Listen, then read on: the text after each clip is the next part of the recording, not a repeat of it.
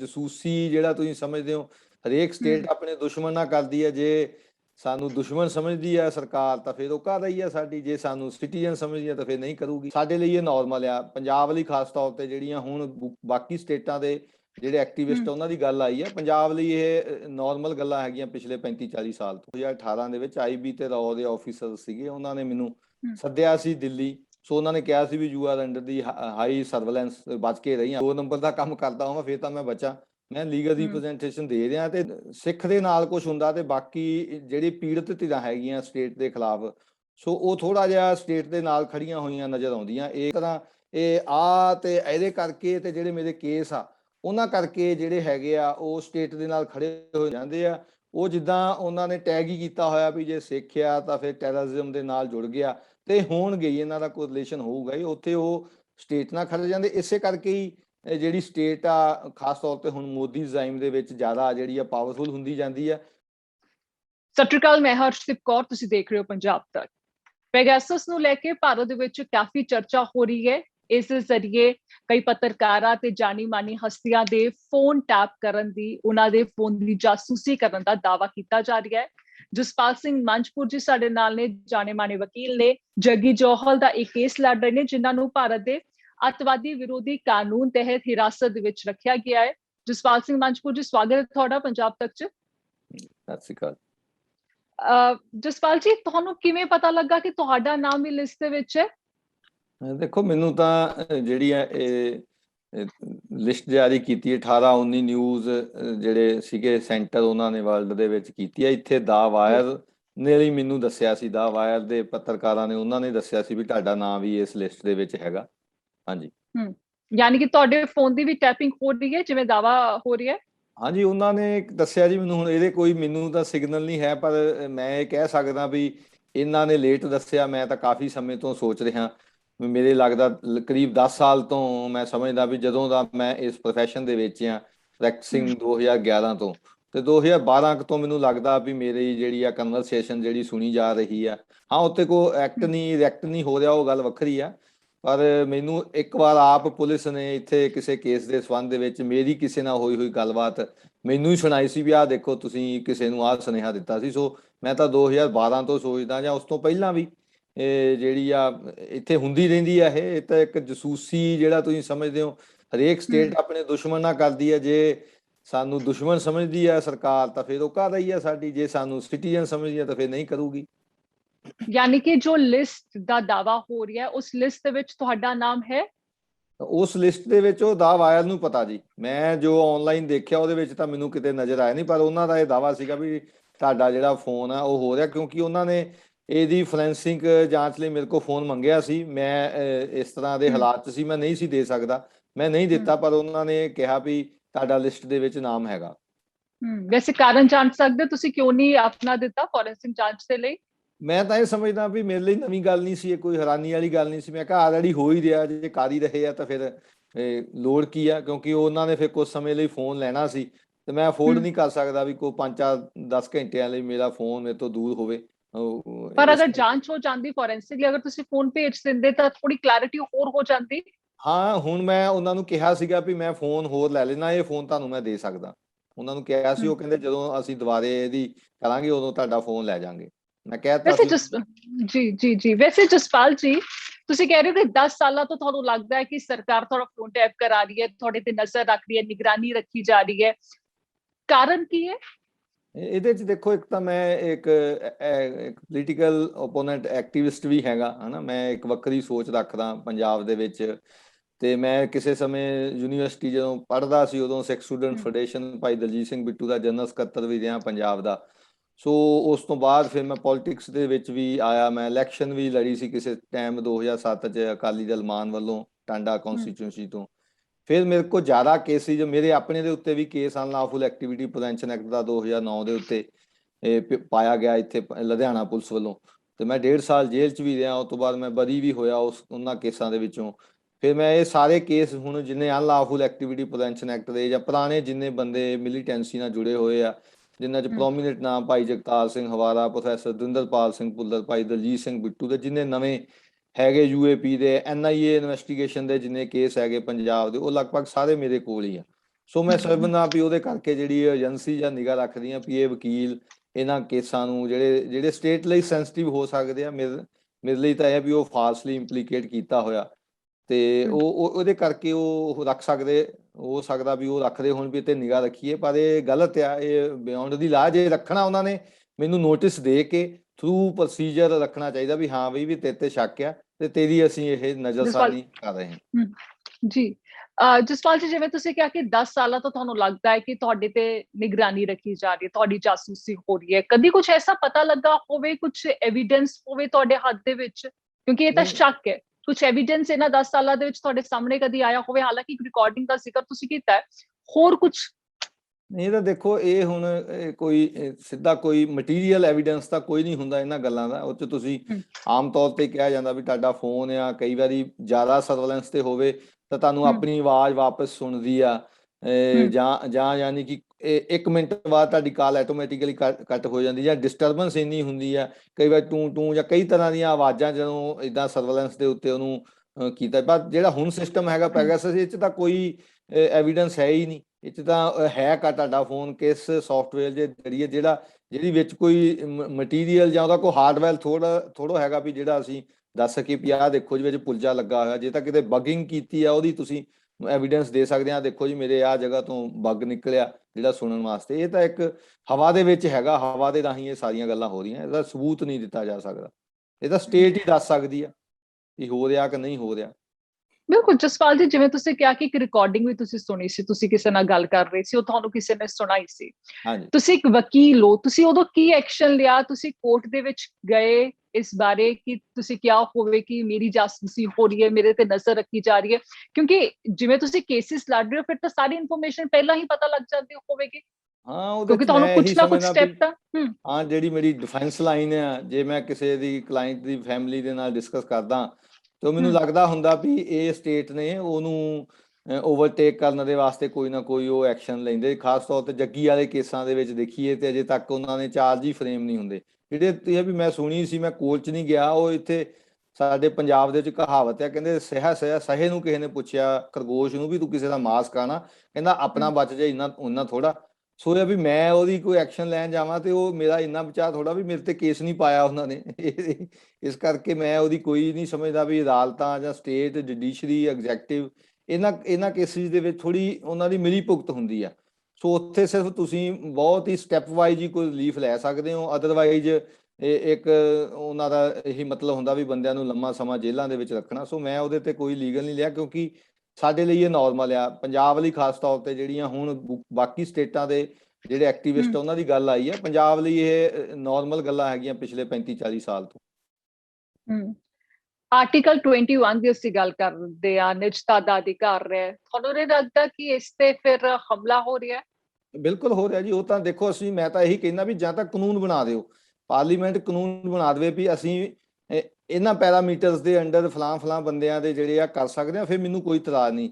ਪਰ ਇਹ ਆ ਵੀ ਜੋ ਕਾਨੂੰਨ ਹੈਗਾ ਉਹਨੂੰ ਉਲੰਘ ਕੇ ਬਿਯੋਂਡ ਜਾ ਕੇ ਤੇ ਇਹ ਜਿਹੜਾ ਚੀਜ਼ਾਂ ਕਰਦੀਆਂ, ਇਹ ਜਿਹੜੀ ਡੈਮੋਕ੍ਰੈਟਿਕ ਸਿਸਟਮ ਹੈਗਾ ਉਹਦੇ ਲਈ ਬਹੁਤ ਵੱਡਾ ਇੱਕ ਧੱਕਾ ਹੈਗਾ, ਇੱਕ ਕਲੰਕ ਆ ਉਹਦੇ ਉੱਤੇ, ਧੱਬਾ ਆ। ਇਹ ਨਹੀਂ ਹੋਣਾ ਚਾਹੀਦਾ। ਜਾਂ ਕਾਨੂੰਨ ਬਣਾ ਦਿਓ ਵੀ ਹਾਂ ਵੀ ਜਿਹੜੇ ਬੰਦੇ NIA ਦੇ ਜਾਂ UAP ਦੇ ਕੇਸਿਸ ਵਕੀਲ ਵੀ ਲੜਨਗੇ ਤਾਂ ਉਹਨਾਂ ਦੀ ਜਿਹੜੀ ਆ ਇਸ ਤਰ੍ਹਾਂ ਜਸੂਸੀ ਹੋਗੀ, ਤਾਂ ਮੈਨੂੰ ਕੋਈ ਉਹਦੇ 'ਚ ਇਤਰਾਜ਼ ਨਹੀਂ ਹੈਗਾ। ਕਰਨ ਜਸੂਸੀ, ਕਿਉਂਕਿ ਮੈਂ ਤਾਂ ਲੀਗਲ ਰਿਪਰੈਜ਼ੈਂਟੇਸ਼ਨ ਦੇ ਰਿਹਾ। ਉਹ ਕਨਸਟੀਟਿਊਸ਼ਨ ਰਾਈਟ ਦਿੰਦਾ ਹਰੇਕ ਅਕਿਊਜ਼ ਨੂੰ ਵੀ he is innocent till proven guilty. So under trial ਬੰਦੇ ਦਾ ਕੇਸ ਲੜਨਾ, ਉਹਨੂੰ ਏਜੰਸੀਜ਼ ਵੱਲੋਂ ਜਿਹੜਾ ਇਸ ਤਰ੍ਹਾਂ ਕਰਕੇ ਡਿਫੈਂਸ ਲਾਈਨ ਜਿਹੜੀ ਆ ਉਹ ਸਾਹਮਣੇ ਰੱਖ ਕੇ ਸੋਚ ਕੇ ਤੇ ਉਹਦੇ ਹਿਸਾਬ ਦੇ ਨਾਲ ਉਹਨਾਂ ਨੇ ਐਕਸ਼ਨ ਲੈਣਾ, ਇਹ ਗਲਤ ਆ। ਜਾਂ ਤਾਂ ਕਾਨੂੰਨ ਬਣਾ ਦਿਓ, ਫਿਰ ਮੈਨੂੰ ਕੋਈ ਇਤਰਾਜ਼ ਨਹੀਂ। ਜੇ ਕਾਨੂੰਨ ਨਹੀਂ ਹੈਗਾ, ਕਾਨੂੰਨ ਨੂੰ ਉਲੰਘ ਕੇ ਜਿਹੜੀਆਂ ਗੱਲਾਂ ਆਰਟੀਕਲ 21 ਦੀ ਜਿਹੜੀ ਹੈਗੀ ਆ ਨਿਜਤਾ ਦੇ ਵਿੱਚ, ਤਾਂ ਹੁਣ ਬਹੁਤ ਜ਼ਿਆਦਾ ਦਖਲਅੰਦਾਜ਼ੀ ਹੈਗੀ ਆ। ਇਹਨੂੰ ਮਹਿਸੂਸ ਕੀਤਾ ਜਾ ਸਕਦਾ, ਇਹਨੂੰ ਪ੍ਰੂਫ ਨਹੀਂ ਕੀਤਾ। ਘੱਟੋ ਘੱਟ ਮੈਂ ਤਾਂ ਪ੍ਰੂਫ ਨਹੀਂ ਦੇ ਸਕਦਾ, ਪਰ ਮਹਿਸੂਸ ਮੈਂ ਕਰ ਰਿਹਾ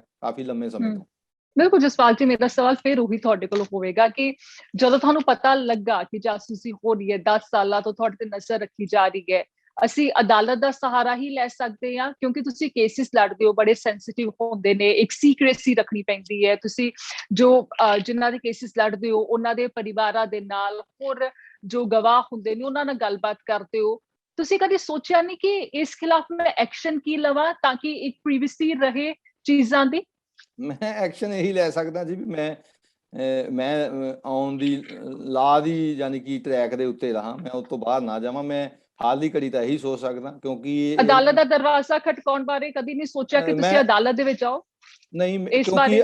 ਅਦਾਲਤਾਂ ਜਿਹੜੀਆਂ, ਸਾਡਾ ਸਿਸਟਮ ਹੈਗਾ ਉਹ ਹੈਗਾ ਪ੍ਰੂਫ ਤੇ ਕੋਈ ਡਾਕੂਮੈਂਟਰੀ। ਮੇਰੇ ਕੋਲ ਕੋਈ ਡਾਕੂਮੈਂਟ ਨਹੀਂ, ਮੈਂ ਪ੍ਰੂਫ ਨਹੀਂ ਕਰ ਸਕਦਾ, ਹੈ ਨਾ। ਮੈਂ ਜੋ ਸਾਡੇ ਜਿਹੜਾ ਮੈਡੀਕਲ ਵੀ ਹੈਗਾ, ਉਹ ਵੀ ਤੁਸੀਂ ਸਾਈਕੋਲੋਜੀਕਲ ਬੰਦੇ ਨੂੰ ਕੀ ਟੌਰਚਰ ਹੋ ਰਿਹਾ, ਸਾਈਕੋਲੋਜੀਕਲ ਮੈਂਟਲੀ ਕੀ ਹੋ ਰਿਹਾ, ਉਹਦਾ ਕਿਤੇ ਆਉਂਦਾ ਹੀ ਨਹੀਂ। ਸਿਰਫ ਫਿਜ਼ੀਕਲ ਉਹਦਾ ਦੱਸਣਗੇ ਵੀ ਹਾਂ ਵੀ ਤੈਨੂੰ ਕੀ ਹਾਰਮ ਹੋਇਆ, ਕੋਈ ਲੱਤ ਟੁੱਟੀ, ਤੇਰੀ ਜਾਂ ਸੱਟ ਲੱਗੀ, ਜਾਂ ਕੋਈ ਡਾਕੂਮੈਂਟ। ਮੇਰੇ ਕੋਲ ਨਾ ਇਸ ਸੰਬੰਧ 'ਚ ਕੋਈ ਡਾਕੂਮੈਂਟ ਆ। ਮੈਂ ਤਾਂ ਮਹਿਸੂਸ ਹੀ ਕਰ ਰਿਹਾ ਵੀ ਮੇਰੇ ਨਾਲ ਇਸ ਤਰ੍ਹਾਂ ਜਿਹੜਾ ਕੀਤਾ ਜਾ ਰਿਹਾ ਹੈਗਾ। ਸੋ ਮੈਂ ਇਹਦੇ ਤੇ ਨਹੀਂ ਸਮਝਦਾ ਵੀ ਅਦਾਲਤਾਂ ਇਹਦੇ ਤੇ ਬਹੁਤਾ ਕੁਝ ਕਰਨਗੀਆਂ, ਕਿਉਂਕਿ ਅਦਾਲਤਾਂ ਵੀ ਉਸੇ ਸਿਸਟਮ ਦਾ ਹੀ ਹਿੱਸਾ ਆ ਜਿਸ ਸਿਸਟਮ ਦੇ ਵੱਲੋਂ ਇਹ ਸਾਰਾ ਕੀਤਾ ਜਾ ਰਿਹਾ। ਇਹ ਰੈਲੇਵੈਂਟ ਟੂ ਇਹ ਕਾਂਗਰਸ ਜਾਂ ਬੀਜੇਪੀ, ਇਹਦਾ ਕੋਈ ਮਤਲਬ ਨਹੀਂ ਹੈਗਾ। ਇਹ ਸਟੇਟ ਜਿਹੜੀ ਹੈਗੀ ਆ, ਜਿਹਨੂੰ ਡੀਪ ਸਟੇਟ ਕਹਿੰਦੇ ਆ, ਉਹ ਇਹ ਕਰਦਾ, ਤੇ ਇਹਨੂੰ ਰੋਕਣ ਦੇ ਵਿੱਚ ਸਟੇਟਾਂ ਜਿਹੜੀਆਂ ਅਦਾਲਤਾਂ ਵੀ ਉਹਨਾਂ ਦੇ ਨਾਲ ਭਾਈਵਾਲ ਹੈ। ਬਿਲਕੁਲ, ਸਾਨੂੰ ਇਹ ਵੀ ਜਾਣਕਾਰੀ ਮਿਲੀ ਸੀ ਤੁਹਾਨੂੰ ਆਈਬੀ ਦੇ ਆਫੀਸਰ ਨੇ ਵੀ ਇੱਕ ਵਾਰੀ ਬੁਲਾਇਆ ਸੀ। ਹਾਂਜੀ, ਮੈਂ ਕੈਨੇਡਾ ਗਿਆ ਸੀ ਅਪ੍ਰੈਲ 2018 ਦੇ ਵਿੱਚ। ਆਈਬੀ ਤੇ ਰਾਅ ਦੇ ਆਫੀਸਰ ਸੀਗੇ, ਉਹਨਾਂ ਨੇ ਮੈਨੂੰ ਸੱਦਿਆ ਸੀ ਦਿੱਲੀ। ਕਿਸੇ ਉਹਨਾਂ ਦੇ ਕੋਈ ਸੀਗਾ ਸੇਫ ਹਾਊਸ ਸੀ, ਕੀ ਸੀ ਮੈਨੂੰ ਨਹੀਂ ਪਤਾ। ਉੱਥੇ ਉਹਨਾਂ ਨੇ ਕਿਹਾ ਸੀਗਾ ਵੀ ਮੇਰੀ ਸਾਰੀ ਕੈਨੇਡਾ ਵਿਜ਼ਿਟ ਤੇ ਉਹਨਾਂ ਦੀ ਨਿਗਾਹ ਸੀ।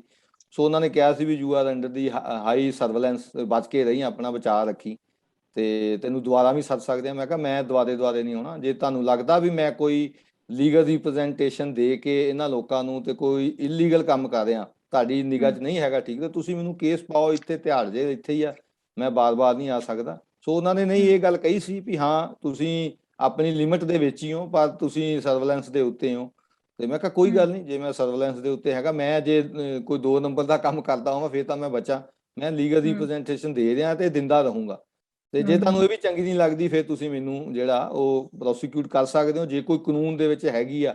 ਤੇ ਤੁਸੀਂ ਤਾਂ ਆਪ ਇੱਥੇ ਫ੍ਰੀ ਲੀਗਲ ਏਡ ਬਣਾਈ ਹੋਈ ਆ, ਅਸੀਂ ਤਾਂ ਫ੍ਰੀ ਲੀਗਲ ਏਡ ਵਾਲਾ ਕੰਮ ਕਰ ਰਹੇ ਹਾਂ। ਮੰਨ ਲਓ ਜੇ ਅਸੀਂ ਨਾ ਹੋਈਏ ਵਕੀਲ, ਤੇ ਤੁਸੀਂ ਵੀ ਤਾਂ ਦਿਓਗੇ ਨਾ। ਅਦਾਲਤਾਂ ਵੀ ਉਹਨਾਂ ਦੇ ਵਕੀਲ ਖੜੇ ਕਰਦੀਆਂ ਹੀ ਆ ਵੱਡੇ ਵੱਡੇ ਕੇਸਾਂ ਦੇ ਵਿੱਚ। ਕਸਾਬ ਲਈ ਵੀ ਖੜੇ ਕੀਤੇ ਸੀ, ਕਿੰਨੇ ਕਰੋੜ ਸਟੇਟ ਦਾ ਲੱਗਿਆ ਉਹਦੇ ਤੇ ਖਰਚਾ, ਭਾਵੇਂ ਉਹਨੂੰ ਬਾਅਦ 'ਚ ਫਾਂਸੀ ਲਾਤੀ। ਤੇ ਪਰ ਇਹ ਆ ਵੀ ਇਹ ਲੀਗਲ ਰਿਪਰੈਜ਼ੈਂਟੇਸ਼ਨ ਸਾਡਾ ਇਹ ਜਿਹੜਾ ਕੌਨਸਟੀਟਿਊਸ਼ਨ, ਇਹ ਸਾਨੂੰ ਰਾਈਟ ਦਿੰਦਾ, ਹਰੇਕ ਅਕਿਊਜ਼ ਦਾ ਰਾਈਟ ਆ, ਅਸੀਂ ਉਹ ਪ੍ਰੋਵਾਈਡ ਕਰਦੇ ਹਾਂ। ਜਾਂ ਕਾਨੂੰਨ ਬਣਾ ਦਿਓ ਵੀ ਇਹਨਾਂ ਕੇਸਿਸ ਵਾਸਤੇ ਵਕੀਲ ਨਹੀਂ ਕੀਤਾ ਜਾ ਸਕਦਾ, ਫਿਰ ਠੀਕ ਆ, ਅਸੀਂ ਹਟ ਜਾਾਂਗੇ। ਜਦੋਂ ਤੁਹਾਨੂੰ ਇਹ ਪਤਾ ਲੱਗਾ, ਜਦੋਂ ਤੁਸੀਂ ਦੱਸਿਆ, ਤੁਸੀਂ ਦਾਅਵਾ ਕਰ ਰਹੇ ਹੋ ਕਿ ਆਈਬੀ ਦੇ ਆਫੀਸਰਸ ਨੇ ਤੁਹਾਨੂੰ ਕਿਹਾ ਕਿ ਤੁਹਾਡਾ ਵਿਚਾਰ ਨਿਗਰਾਨੀ ਰੱਖੀ ਜਾ ਰਹੀ ਹੈ, ਕੀ ਵਿਚਾਰ ਰੱਖਿਆ ਤੁਸੀਂ? ਤੇ ਨਾਲੇ ਥੋੜਾ ਡਰ ਲੱਗਦਾ ਹੈ ਇਸ ਨੂੰ ਲੈ ਕੇ? ਨਹੀਂ, ਡਰ ਤਾਂ ਕੀ ਲੱਗਣਾ ਇਹਦੇ ਤੇ। ਸਾਡੇ ਨਾਲ ਤਾਂ ਬਹੁਤ ਕੁਝ ਹੋਇਆ, ਜੇ as a group, as a ਸਿੱਖਾਂ ਦੀ ਗੱਲ ਕਰੀਏ, ਬੜਾ ਕੁਝ ਹੋਇਆ। ਸੋ ਡਰ ਵਾਲੀ ਤਾਂ ਕੋਈ ਗੱਲ ਨਹੀਂ, ਜੋ ਕੰਮ ਕਰ ਰਹੇ ਹਾਂ। ਮੈਂ 2011 ਤੋਂ ਰੈਗੂਲਰ ਲੀਗਲ ਪ੍ਰੈਕਟਿਸ ਵਿੱਚ ਹਾਂ, ਤੇ ਮੈਂ ਕਦੀ ਕਿਸੇ ਦਾ ਜੋ ਐਜ਼ ਪਰ ਲਾ ਜੋ ਡਿਊਟੀ ਹੈ ਇੱਕ ਵਕੀਲ ਦੀ, ਉਹ ਮੈਂ ਕਰ ਰਿਹਾ। ਤੇ ਉਹ ਹੈ ਵੀ ਉਹਨਾਂ ਨੂੰ ਲੱਗਦਾ ਹੁੰਦਾ ਵੀ ਇੰਨੀ ਡਟ ਕੇ ਨਾ ਕਰ, ਅਗਰੈਸਿਵ ਹੋ ਕੇ ਨਹੀਂ ਕਰਨਾ ਚਾਹੀਦਾ, ਥੋੜੀ ਸੋਬਰ ਤੇ ਸੌਫਟ ਕਾਰਨਰ ਰੱਖ ਕੇ ਕਰਨਾ ਚਾਹੀਦਾ। ਪਰ ਮੈਂ ਉਹ ਨਹੀਂ ਕਰ ਸਕਦਾ, ਤੇ ਜਿੰਨਾ ਚਿਰ ਕਰ ਰਿਹਾ ਮੈਂ ਉਹਨਾਂ ਚਿਰ ਕਿਸ ਤਰ੍ਹਾਂ ਦਾ ਜਸਪਾਲ ਜੀ, ਕਿਸ ਤਰ੍ਹਾਂ ਦਾ ਅਗਰੈਸ਼ਨ ਹੁੰਦਾ ਹੈ ਇਹਦੇ 'ਚ? ਹੁੰਦਾ ਵੀ ਬਹੁਤ ਸਾਰੇ ਲਾ ਪੁਆਇੰਟਸ ਹੁੰਦੇ ਆ ਜਿਹੜੇ ਕੋਰਟ ਭਾਵੇਂ ਐਪਰੀਸ਼ੀਏਟ ਨਾ ਵੀ ਕਰੇ ਟ੍ਰਾਇਲ ਦੇ ਉੱਤੇ, ਤੇ ਤੁਸੀਂ ਉਹ ਲੈ ਕੇ ਜਾਣੇ ਹੁੰਦੇ ਆ ਵੀ ਉਹਨੂੰ ਰੱਖਣਾ ਸੁਪਰੀਮ ਕੋਰਟ ਤੱਕ। ਮੈਂ ਕਈ ਕੇਸਿਸ ਲੈ ਕੇ ਗਿਆ, ਭਾਵੇਂ ਕਿ ਮੈਂ ਟ੍ਰਾਇਲ ਕੋਰਟ ਹੀ ਜਾਂਦਾ, ਉੱਤੇ ਤਾਂ ਮੈਂ ਹਾਈ ਕੋਰਟ ਜਾਂ ਸੁਪਰੀਮ ਕੋਰਟ ਹੋਰ ਸੀਨੀਅਰ ਵਕੀਲ ਹੈਗੇ ਉਹ ਕਰਦੇ ਆ। ਪਰ ਜੇ ਉਹ ਨਾ ਰੱਖੇ ਹੁੰਦੇ ਟਾਈਮ ਦੇ ਨਾਲ ਥੱਲੇ, ਤੇ ਉਹ ਰਿਲੀਫ ਨਹੀਂ ਸੀ ਮਿਲਣਾ। ਸੋ ਉਹਨਾਂ ਨੂੰ ਉਸ ਗੱਲ ਤੋਂ ਲੱਗਦਾ ਵੀ ਇਹ ਹਰੇਕ ਜਿਹੜਾ ਛੋਟਾ ਲਾ ਪੁਆਇੰਟ ਆ ਉਹਨੂੰ ਲੈ ਕੇ ਤੇ ਹਾਈ ਕੋਰਟ ਸੁਪਰੀਮ ਕੋਰਟ ਤੱਕ ਜਾਣਾ, ਜਾਂ ਕਿਸੇ ਦੀ ਜਿੱਦਾਂ ਹੁਣ ਟੋਲਚੋਲ ਹੋਇਆ ਮੈਡੀਕਲ ਵਾਸਤੇ ਜਿਹੜੀ ਆ ਥੋੜਾ ਰੌਲਾ ਪ੍ਰੋਪੇਗੇਟ ਕਰਨਾ ਵੀ ਇਸ ਤਰ੍ਹਾਂ, ਉਹ ਚਾਹੁੰਦੇ ਹੁੰਦੇ ਆ ਵੀ ਇਸ ਤਰ੍ਹਾਂ ਨਾ ਕੀਤਾ ਜਾਵੇ। ਸਟੇਟ ਨੂੰ ਆਪਣਾ ਕੰਮ ਕੁਛ ਹੱਦ ਤੱਕ ਬਿਯੋਂਡ ਦੀ ਲਾ ਜਾ ਕੇ ਕਰਨ ਦਿੱਤਾ ਜਾਵੇ, ਜਿਹੜਾ ਕਿ ਮੈਂ ਕਹਿੰਦਾ ਵੀ ਨਹੀਂ, ਤੁਹਾਨੂੰ ਕਰਨਾ ਚਾਹੀਦਾ। ਤੁਹਾਨੂੰ ਆਪਣੀਆਂ ਹੱਦਾਂ ਜਿਹੜੀਆਂ ਰੂਲ ਆਫ ਲਾਅ ਦੇ ਅੰਡਰ ਰਹਿੰਦਿਆਂ ਹੋਇਆ ਕਰਨਾ ਚਾਹੀਦਾ, ਪਰ ਕਰਦੇ ਨਹੀਂ। ਅਦਾਲਤਾਂ ਵੀ ਕਈ ਵਾਰੀ ਹੁਣ ਇਹ ਇੱਕ ਵੱਡਾ ਮਸਲਾ ਹੈਗਾ, ਜੱਜਾਂ ਦੀ ਵੀ ਜਿਹੜੀ ਨਿੱਜਤਾ ਜਿਹੜੀ ਹੈਗੀ, ਜਿਹੜਾ ਕਈ ਪੁਲਿਸ ਵਾਲਿਆਂ ਨਾਲ ਜੁੜਿਆ ਹੋਇਆ, ਸਟੇਟ ਨਾਲ ਜੁੜਿਆ ਹੋਇਆ, ਉਹ ਅੱਗੇ ਆਪਣੀਆਂ ਪ੍ਰਮੋਸ਼ਨਾਂ ਲੈਣ ਲਈ ਜਾਂ ਹੋਰ ਕੁਝ ਲੈਣ ਲਈ, ਕੋਈ ਫਾਇਦੇ ਲੈਣ ਲਈ, ਉਹ ਸਟੇਟ ਦੇ ਨਾਲ ਇਹਨਾਂ ਕੇਸਾਂ ਦੇ ਵਿੱਚ ਖੜਦੇ ਹੋਏ ਨਜ਼ਰ ਆਉਂਦੇ ਆ। ਹੁਣ ਮੈਂ ਨਾਂ ਲੈ ਕੇ ਨਹੀਂ ਕਹਿ ਸਕਦਾ, ਮੈਂ ਇਸ ਪ੍ਰੋਫੈਸ਼ਨ ਦੇ ਵਿੱਚ ਆ। ਜਦੋਂ ਕਿਤੇ ਸਮਾਂ ਹੋਊਗਾ ਫਿਰ ਉਹ ਸਾਰੀਆਂ ਗੱਲਾਂ ਡਿਸਕਲੋਜ਼ ਕਰਾਂਗੇ ਵੀ ਕਿਵੇਂ ਜੱਜਾਂ ਨੇ ਕਿਹਨਾਂ ਕੇਸਾਂ ਦੇ ਵਿੱਚ, ਪੁਲਿਸ ਨੇ ਕਿਵੇਂ ਪ੍ਰਭਾਵ ਪਾ ਕੇ ਤੇ ਉਹ ਕੇਸਾਂ ਦੇ ਫੈਸਲੇ ਬਦਲੇ ਜਾਂਦੇ ਆ, ਤੇ ਕਿਸ ਤਰ੍ਹਾਂ ਕੀਤਾ ਜਾਂਦਾ ਹਾਈ ਕੋਰਟ ਤੱਕ, ਸੁਪਰੀਮ ਕੋਰਟ ਤੱਕ ਕਿਵੇਂ ਕੀਤਾ ਜਾਂਦਾ।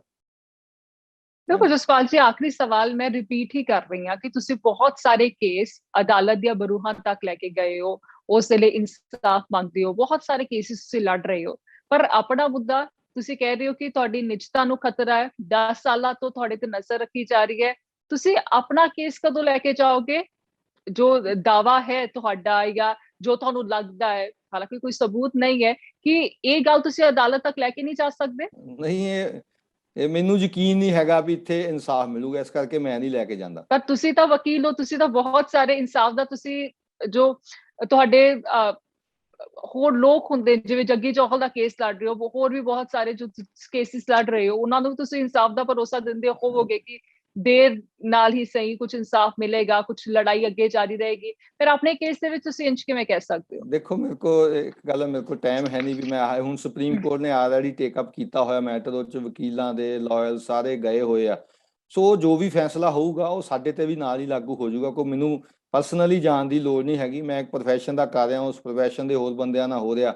ਸੋ ਜੋ ਵੀ ਉਹ 'ਚ ਫੈਸਲਾ ਹੋਊਗਾ ਉਹ ਮੇਰੇ ਤੇ ਵੀ ਲਾਗੂ ਹੋ ਜਾਊਗਾ। ਪਰ ਇਹ ਦੇਖਣ 'ਚ ਆਇਆ ਵੀ ਜਦੋਂ ਸਿੱਖ ਦੇ ਨਾਲ ਕੁਝ ਹੁੰਦਾ ਤੇ ਬਾਕੀ ਜਿਹੜੀ ਪੀੜਤ ਧਿਰਾਂ ਹੈਗੀਆਂ ਸਟੇਟ ਦੇ ਖਿਲਾਫ, ਸੋ ਉਹ ਥੋੜਾ ਜਿਹਾ ਸਟੇਟ ਦੇ ਨਾਲ ਖੜੀਆਂ ਹੋਈਆਂ ਨਜ਼ਰ ਆਉਂਦੀਆਂ। ਇਹ ਗੱਲ ਦਾ ਸਾਨੂੰ ਹਮੇਸ਼ਾ ਗਿਲਾ ਰਹਿੰਦਾ ਵੀ ਜਦੋਂ ਤਾਂ ਕਿਸੇ ਦੇ ਨਾਲ ਸਟੇਟ ਕਰਦੀ ਆ ਅਸੀਂ ਨਾਲ ਖੜਦੇ ਆ। ਜਦੋਂ ਹੁਣ ਤੁਸੀਂ ਲਾ ਲਓ, 2 ਵਕੀਲਾਂ ਦਾ ਨਾਮ ਆਇਆ, ਮੇਰਾ ਤੇ ਇੱਕ ਤਰਨਤਾਰਨ ਤੋਂ ਜਗਦੀਪ ਸਿੰਘ ਦਾ, ਕਿਸੇ ਬਾਰ ਕੌਂਸਲ, ਕਿਸੇ ਬਾਰ ਐਸੋਸੀਏਸ਼ਨ ਨੇ ਇਸ ਤੱਕ ਦਾ ਨੋਟਿਸ ਨਹੀਂ ਲਿਆ। ਸਮਝ ਕੇ ਚੱਲੋ, ਜਦੋਂ ਤੋਂ ਮੇਰੇ ਤੇ ਕੇਸ ਸੀਗਾ ਉਦੋਂ ਮੈਂ ਇੱਥੇ ਬਾਰ ਦਾ ਮੈਂਬਰ ਸੀ ਲੁਧਿਆਣੇ ਦਾ, ਕਿਸੇ ਬਾਰ ਐਸੋਸੀਏਸ਼ਨ ਨੇ ਹੁਣ ਅੱਜ ਸਟ੍ਰਾਈਕ ਆ ਪੰਜਾਬ ਦੇ ਵਿੱਚ ਕੀਤੀ ਵੀ ਕਿਸੇ ਪ੍ਰੈਜ਼ੀਡੈਂਟ ਤੇ ਕਿਸੇ ਅਬੋਹਰ ਦੇ ਸੈਕਟਰੀ ਤੇ ਬਾਰ ਦੇ ਪਰਚਾ ਹੋ ਗਿਆ। ਸੋ ਉਸ ਗੱਲ ਲਈ ਸਾਰੇ ਪੰਜਾਬ ਸਟ੍ਰਾਈਕ ਹੋ ਰਹੀ ਆ। ਇੱਕ ਵਕੀਲ ਦੀ ਨਿਜਤਾ ਨੂੰ ਸਿੱਧਾ ਚੈਲੰਜ ਕੀਤਾ ਜਾ ਰਿਹਾ। ਵਰਲਡ ਦੇ ਥੋੜੇ ਜਿਹੇ ਲੋਕਾਂ ਦੇ ਵਿੱਚ ਉਹ ਸ਼ਾਮਲ ਆ, ਪੰਜਾਬ ਦੇ ਸਿਰਫ 2 ਵਕੀਲ ਆ। ਫਿਰ ਵੀ ਕਿਸੇ ਬਾਰ ਐਸੋਸੀਏਸ਼ਨ ਨੂੰ ਨੋਟਿਸ ਨਾ ਲੈਣਾ, ਇਸ ਤੋਂ ਹੁੰਦਾ ਵੀ ਉਹ ਕਿਸੇ ਨਾ ਕਿਸੇ ਤਰ੍ਹਾਂ ਤੇ ਇਹਦੇ ਕਰਕੇ ਤੇ ਜਿਹੜੇ ਮੇਰੇ ਕੇਸ ਆ ਉਹਨਾਂ ਕਰਕੇ ਜਿਹੜੇ ਹੈਗੇ ਆ ਉਹ ਸਟੇਟ ਦੇ ਨਾਲ ਖੜੇ ਹੋਏ ਨਜ਼ਰ ਆਉਂਦੇ ਆ। ਸੋ ਵੱਡੀਆਂ ਬਾਰ ਐਸੋਸੀਏਸ਼ਨ, ਬਾਰ ਕੌਂਸਲਾਂ ਵੀ ਇਹ ਤੇ ਕੁਝ ਨਹੀਂ ਕਰਦੀਆਂ। ਮੈਨੂੰ ਕਿਸੇ ਬਾਰ ਇੰਨੇ ਹੋਰ ਵਕੀਲਾਂ ਦਾ ਵੀ ਹੋ ਰਿਹਾ, ਜਿਹੜੇ ਬੰਬੇ ਦੇ ਹੈਗੇ, ਹੋਰ ਹੈਗੇ, ਕਿਸੇ ਬਾਰ ਕੌਂਸਲ ਨੇ ਅਜੇ ਤੱਕ ਸਟੇਟਮੈਂਟ ਨਹੀਂ ਦਿੱਤੀ ਵੀ ਵਕੀਲਾਂ ਨਾਲ ਘੱਟੋ ਘੱਟ ਇਹ ਨਹੀਂ ਹੋਣਾ ਚਾਹੀਦਾ, ਕਿਉਂਕਿ ਵਕੀਲਾਂ ਕੋਲ ਹੁਣ ਸਾਧਾਂ ਨੇ ਤੇ ਤਾਂ ਆਉਣਾ ਨਹੀਂ। 14 ਡਾਕੂਆਂ ਦੇ ਐਲੀਗੇਸ਼ਨ ਆ ਜਿਨ੍ਹਾਂ ਤੇ ਟੈਰਰਿਜ਼ਮ ਦੇ ਐਲੀਗੇਸ਼ਨ, ਉਹਨਾਂ ਨੇ ਆਉਣਾ। ਸੋ ਜੋ 1 ਨੰਬਰ 'ਚ ਆ ਰਿਹਾ ਉਹਨਾਂ ਨੇ ਤਾਂ ਆਉਣਾ ਨਹੀਂ, ਵਕੀਲ ਨੇ ਤਾਂ ਉਹਨੂੰ ਰਿਪਰੈਜ਼ੈਂਟ ਕਰਨਾ। ਸੋ ਇਸ ਕਰਕੇ ਮੈਂ ਨਹੀਂ ਨਿੱਜੀ ਤੌਰ ਤੇ ਨਹੀਂ ਕਰਦਾ। ਬਿਲਕੁਲ ਜਸਪਾਲ ਜੀ, ਬੜਾ ਸੈਂਸਿਟਿਵ ਕੁਐਸਚਨ ਤੁਸੀਂ ਇੱਥੇ ਰੇਜ਼ ਕੀਤਾ ਹੈ ਕਿ ਪੰਜਾਬ ਦੇ ਵਿੱਚ ਅਸੀਂ ਰਹਿ ਰਹੇ ਹਾਂ, ਤੁਸੀਂ ਸਿੱਖ ਹੋ ਤੇ ਤੁਹਾਡੀ ਆਵਾਜ਼ ਤੋਂ ਦਰਕਿਨਾਰ ਕੀਤਾ ਜਾ ਰਿਹਾ ਹੈ, ਤੁਹਾਡੀ ਆਵਾਜ਼ ਤੇ ਲੋਕ ਖੜੇ ਨਹੀਂ ਹੋ ਰਹੇ, ਤੁਹਾਡੀ ਆਵਾਜ਼ ਨੂੰ ਸਾਥ ਨਹੀਂ ਮਿਲ ਰਿਹਾ। ਬਿਲਕੁਲ ਇਹ ਹੈ ਜੀ। ਜਦੋਂ ਮੰਨ ਲਓ ਹੁਣ ਹੋਰ ਲੈਫਟਿਸਟ ਹੈਗੇ ਆ, ਉਹਨਾਂ ਦੇ ਹੈ, ਅਸੀਂ ਤਾਂ ਆਵਾਜ਼ ਬੁਲੰਦ ਕਰਦੇ ਆ ਵੀ ਹਾਂ ਬਈ ਸਾਰਿਆਂ ਦਾ ਹੋਣਾ ਚਾਹੀਦਾ, rule of law, equality before ਲਾ ਹੋਣਾ ਚਾਹੀਦਾ। ਪਰ ਜਦੋਂ ਸਿੱਖਾਂ ਦੇ ਬਰਖਲਾਫ ਸਟੇਟ ਕੋ ਸੈਕਸ਼ਨ ਲੈਂਦੀ ਆ ਤਾਂ ਫਿਰ ਉਹ ਲੋਕ ਖੜਦੇ ਨਜ਼ਰ ਨਹੀਂ ਆਉਂਦੇ, ਉਹ ਸਾਇਲੈਂਟ ਹੋ ਜਾਂਦੇ ਆ। ਉਹ ਜਿੱਦਾਂ ਉਹਨਾਂ ਨੇ ਟੈਗ ਹੀ ਕੀਤਾ ਹੋਇਆ ਵੀ ਜੇ ਸਿੱਖ ਆ ਤਾਂ ਫਿਰ ਟੈਰਰਿਜ਼ਮ ਦੇ ਨਾਲ ਜੁੜ ਗਿਆ ਤੇ ਹੋਣਗੇ ਹੀ, ਇਹਨਾਂ ਦਾ ਕੋਈ ਰਿਲੇਸ਼ਨ ਹੋਊਗਾ ਹੀ, ਉੱਥੇ ਉਹ ਸਟੇਟ ਨਾਲ ਖੜ ਜਾਂਦੇ। ਇਸੇ ਕਰਕੇ ਹੀ ਜਿਹੜੀ ਸਟੇਟ ਆ ਖਾਸ ਤੌਰ ਤੇ ਹੁਣ ਮੋਦੀ ਜ਼ਾਈਮ ਦੇ ਵਿੱਚ ਜ਼ਿਆਦਾ ਜਿਹੜੀ ਆ ਪਾਵਰਫੁਲ ਹੁੰਦੀ ਜਾਂਦੀ ਆ, ਕਿਉਂਕਿ ਜਿਨ੍ਹਾਂ ਦੇ ਖਿਲਾਫ ਐਕਸ਼ਨ ਲੈਂਦੀ ਆ ਉਹ ਸਾਰੇ ਲੋਕ ਇਕੱਠੇ ਜਾਂ ਇੱਕ ਮੰਚ ਤੇ ਨਹੀਂ ਹੈਗੇ। ਉਹਨਾਂ ਨੂੰ ਆਉਣਾ ਚਾਹੀਦਾ ਇੱਕ ਮੰਚ ਦੇ ਉੱਤੇ, ਕਿਉਂਕਿ ਕਿਸੇ ਨੂੰ ਪਹਿਲਾਂ ਡਿਫਰੈਂਸ਼ੀਏਟ ਕਰਕੇ ਤੇ ਉਹਨਾਂ ਤੇ ਐਕਸ਼ਨ ਆਊਗਾ। ਅੱਜ ਜਿਹੜੇ ਲੋਕ ਨਹੀਂ ਬੋਲ ਰਹੇ, ਉਹ ਆਉਂਦੇ ਸਮੇਂ ਦੇ ਵਿੱਚ ਉਹਨਾਂ ਦੀ ਨਿਜਤਾ ਦੇ ਉੱਤੇ ਵੀ ਜਿਹੜਾ ਜਾਂ ਮੀਡੀਆ ਜਾਂ ਜਿਹੜੇ ਵਕੀਲ ਨਹੀਂ ਬੋਲ ਰਹੇ ਵੀ ਸ਼ਾਇਦ ਇਹਨਾਂ ਦੇ ਉੱਤੇ ਕਰਕੇ, ਇਹਨਾਂ ਕੇਸਿਸ ਕਰਕੇ ਇਹਦੇ ਉੱਤੇ ਹੈਗਾ, ਸੋ ਕੱਲ ਨੂੰ ਉਹਨਾਂ ਦੀ ਨਿਜਤਾ ਦੇ ਉੱਤੇ ਵੀ ਕੁਐਸਚਨ ਲੱਗਣਗੇ। ਫਿਰ ਉਹਨਾਂ ਲਈ ਬੋਲਣ ਵਾਲਾ ਕੋਈ ਬਚਣਾ ਨਹੀਂ, ਕਿਉਂਕਿ ਸਟੇਟ ਨੇ ਬਹੁਤ ਵੱਡੇ ਪੱਧਰ ਦੇ ਉੱਤੇ ਇਹ ਅੱਜ ਕੁਛ ਚੰਦ ਲੋਕਾਂ ਦੇ ਉੱਤੇ ਹੋਇਆ, ਕੱਲ ਨੂੰ ਸਾਰੀ ਦੁਨੀਆ ਦੇ ਹਰੇਕ ਸਿਟੀਜ਼ਨ ਅੰਡਰ ਸਰਵੇਲੈਂਸ ਹੋਊਗਾ ਤੇ ਉਹਦੀ ਨਿਜਤਾ ਬਿਲਕੁਲ ਖਤਮ ਹੋ ਜਾਊਗੀ। ਬਿਲਕੁਲ, ਧੰਨਵਾਦ ਜਸਪਾਲ ਜੀ ਗੱਲਬਾਤ ਕਰਨ ਦੇ ਲਈ।